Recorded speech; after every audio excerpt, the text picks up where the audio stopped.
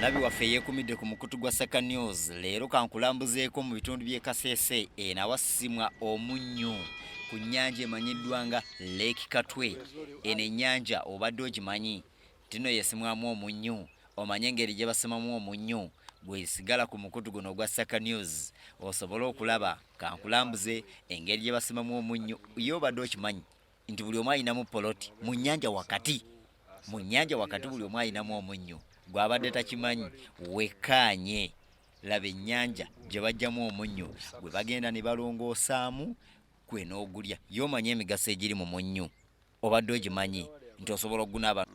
Omanye emigaso egiri mu munnyu, omunnyu gw'ente, omunnyu ogw'abantu, gwonna gusimwa wano ne gulongoosebwa mu nnyanja Katwe. Laba engeri abantu gye basimamu omunnyu, buli omu alinamu poloti, ate poloti za bbeeyi. Singa zino ezammwe ez'e Kampala ate si za kifere. Poloti wadde okimanyi nti eri mu miliyoni. Okwekwata poloti mu nnyanja wakati wosima omunnyu ng'eri wakati wa miliyoni 714 ne 20 ne 30 n'amakumi 40 okusinziira obugazi bwayo bw'oyagala. Naye baaba wetwogerya kati egenda eggwaawo, era gw'ayagala poloti mu nnyanja dduka bunnambiro naye ng'olinamu kasente akamala. Weetegereze ennyanja eyitibwa Lake Katwe, omusimwa omunnyu, weekumire ku mukutu gwa Saka News. Tunuulira, laba engeri gye basimamu omunnyu mu nnyanja Katwe.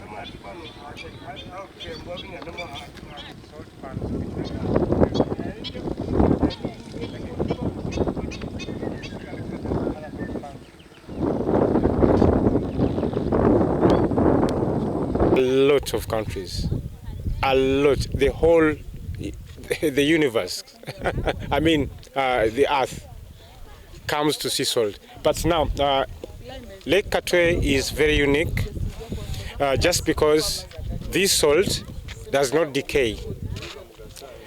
This is too much alkaline, like it cannot decay. This is sodium chloride. Sodium chloride, that means it is a concentrated solution of sodium chloride solution, because Lake Katwe has inlets, as I told you before, but no outlets. When you dig underground, whenever we stand here up to 700 meters deep on the cross section, they are only rocks of salt, and there is an impermeable rock which does not allow water to penetrate through.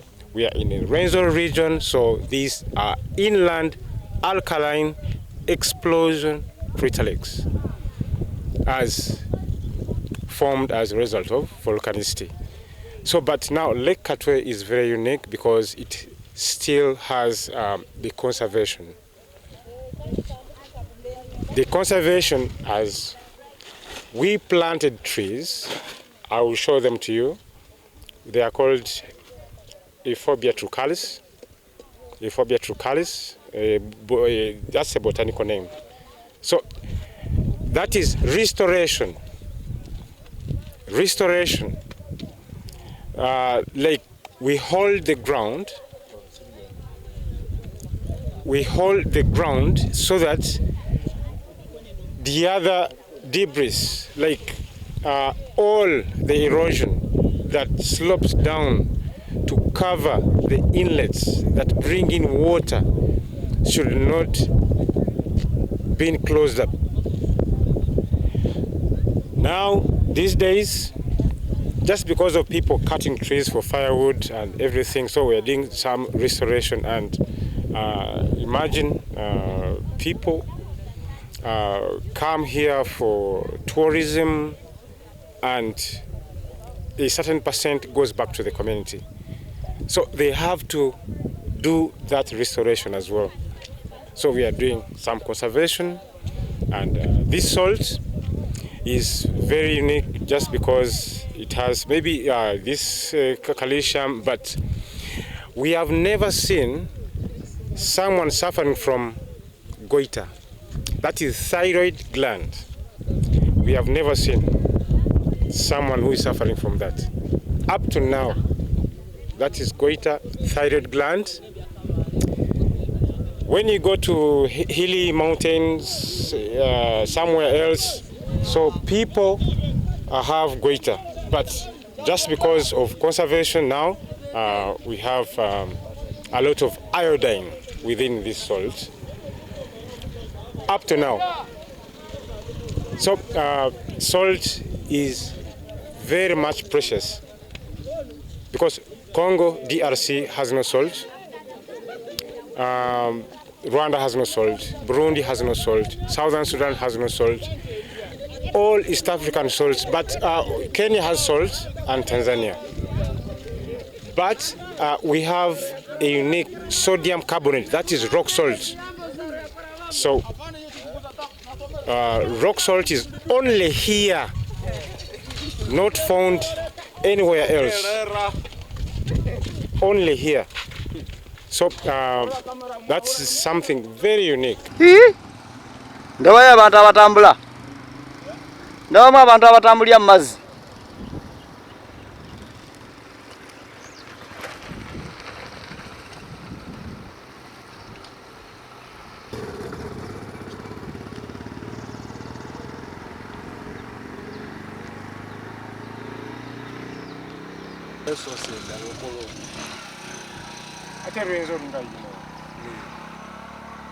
This is the source.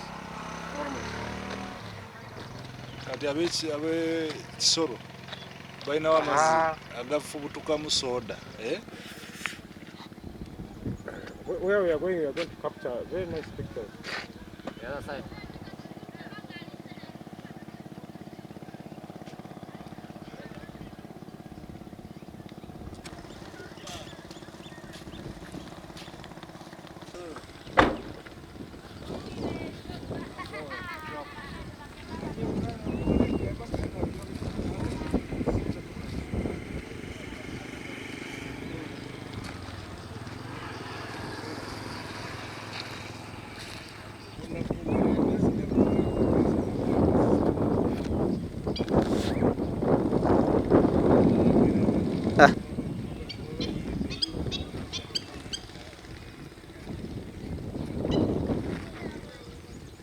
Enyanja.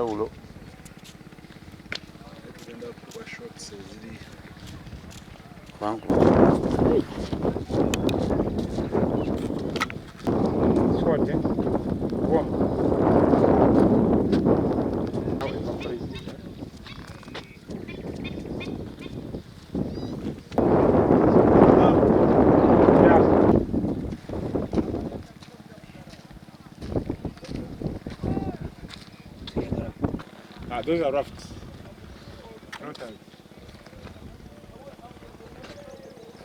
So that means that the lake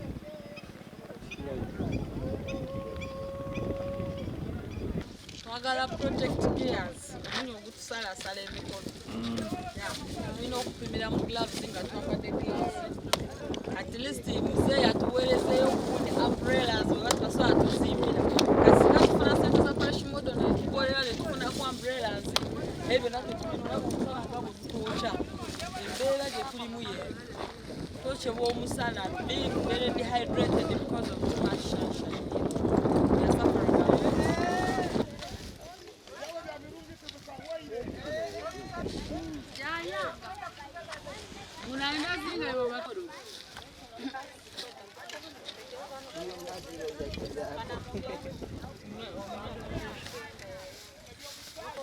Zijja nezidula wano nezibika kati saawa zino bano abajja aliya be basoma bulungi nokuba kati kasizoni kakyaliwo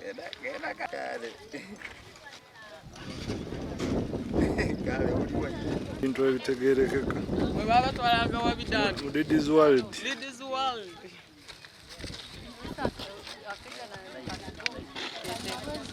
Yokka kaguza besaka tunaomba tagata gugaleeyo tagaka kumanyiira. Yes, madam. Window. Wamanga tanabakola kazindala sokasa sule kuwandikeyo nga bwe mutuba sokosa sule nawe bajja kuteeka tewali buzibu mumusaba sente nga atamaze wiki nga talina mazana gabeerawo okujjako tusaba Muzeeyi Museveni watuleetera national water wano e Katwe n'otugonya nga zitumalawo. Minister of Water yajja wano ng'ajja okutongoza amazzi n'agamba ekidomola tugenda tandika okigula siringi 5 eky'amazzi. Naye ekidomola ky'amazzi kya siringi 3 tubonaabona wano n'amazzi gonya zituliridde abaana amazzi tugagula sente nnyingi ekidomola siringi 3. Kati awo twebuuza Muzeeyi twaganyirwamu wa nga ffe abatuuze b'e Katwe tukusaba ebbeeyi y'amazzi bagikendeezeeko bannange tufa kyekyo ekyange.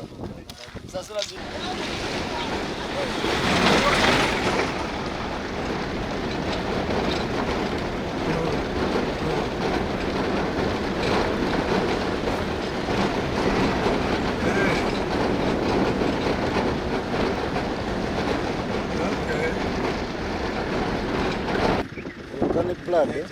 Yes. Magma will surface. It's Getting in contact with the atmosphere. formed that rock. Exactly. It was so huge because of the other debris and erosion took place thousands and thousands of years ago. There remains very hard resistant rock from erosion. Okay. So This guy. yes, but it is inactive. Otherwise, we wouldn't be here in Katwe. It is inactive.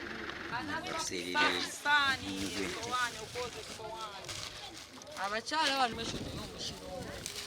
Abakyala bakola mu biroobe balina obuzibu balina protect gears.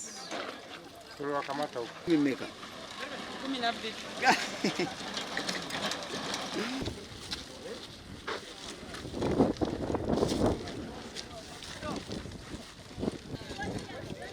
Ukikatupa hivi hivyo akatapasuka. Wapi nimekatia hapo kameteremka.